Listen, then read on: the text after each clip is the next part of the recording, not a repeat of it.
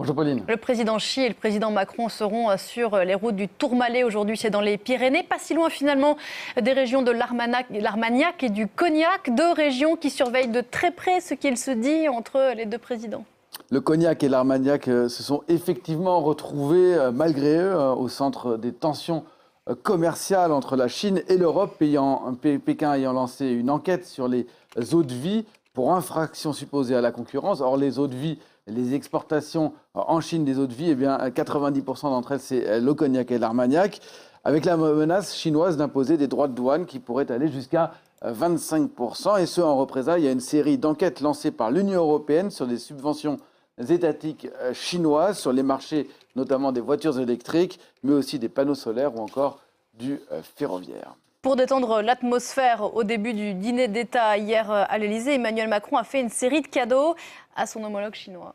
Et parmi ces présents, 2 bouteilles de cognac qu'on va pouvoir voir en image, une carafe de Louis XIII de la maison Rémy Martin, et puis sur la gauche, un flacon NC XO. Bernard Arnault, le patron de LVMH, maison mère d'NC, était présent hier soir. On le voit ici monter les marches de l'Élysée pour aller au dîner d'État offert par Emmanuel Macron à Xi Jinping, dîner au cours duquel, au menu duquel figuraient 2 cognacs notamment. Bernard Arnault y a appris une bonne nouvelle puisqu'un peu plus tôt, Xi Jinping a promis de ne pas mettre en place des droits de douane à titre conservatoire, une promesse saluée par le président de la République, et ça la valait bien, on va l'écouter.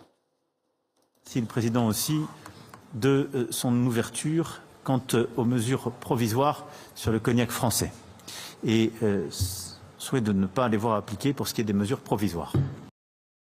Alors ça ne veut pas dire que la hache de guerre est enterrée, Pauline. La menace plane toujours sur la filière, tant que plane celle des droits de douane supplémentaires sur les voitures électriques chinoises qui entrent en Europe.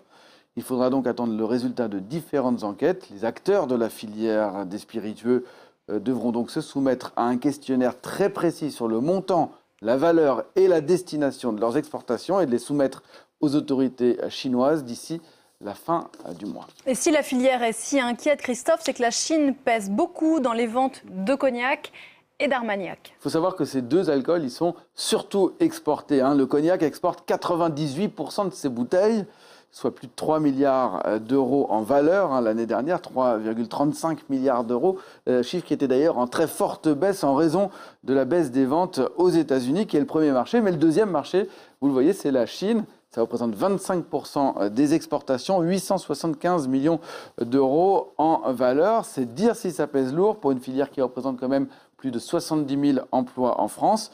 Le marché de l'Armagnac, lui, est plus petit. 60 fois plus petit, mais c'est le petit frère quand même. 56 millions d'euros de chiffre d'affaires en 2023, dont 15%, soit un peu plus de 8 millions d'euros, sont exportés en Chine. C'est certes beaucoup moins que le cognac, mais ça n'empêche pas des inquiétudes là aussi. La filière estime qu'une taxe de 25% rendrait l'alcool beaucoup moins compétitif face à des concurrents comme le whisky ou encore le gin.